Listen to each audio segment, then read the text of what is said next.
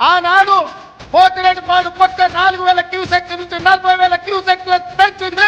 కృష్ణానది జలాలను రాయలసీమకు తరలించడానికి అనుమతించింది రాజశేఖర రెడ్డి. పోతిరెడ్డిపాడు ద్వారా నీళ్లు తరలించబడి కృష్ణానది జలాలు మళ్ళీ ఆయన కొడుకు జగన్మోహన్ రెడ్డి ముఖ్యమంత్రి అయిన తర్వాత ఇదే ప్రగతి భవన్, ప్రజల స్వేదంతో నిర్మించిన ప్రగతి భవన్ అధికారిక కార్యాలయానికి వైఎస్ జగన్మోహన్ రెడ్డిని పిలిపించి పంచపక్ష ప్రమాణాలు పెట్టి 6 గంటలు చర్చించి రాయలసీమ ఎత్తిపోతల పథకం రచించింది. మా రాష్ట్ర ప్రయోజనాలు తప్ప మాకు మరో ఎజెండా లేదు, ఉండదు.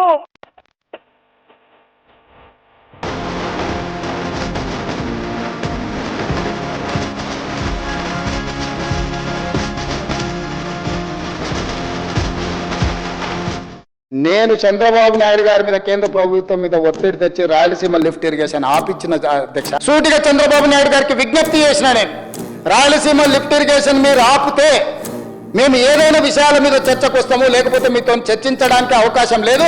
మొట్టమొదట 3 TMCలు పర్ డే అక్రమంగా నిర్మిస్తున్న రాయలసీమ లిఫ్ట్ ఇరిగేషన్ పనులను మీరు ఆపండి అని మేము వారిని క్లోజ్డ్ రూమ్ లో అడిగితే మా మీద గౌరవంతో రాయలసీమ లిఫ్ట్ ఇరిగేషన్ ఆపేసింది అధ్యక్ష.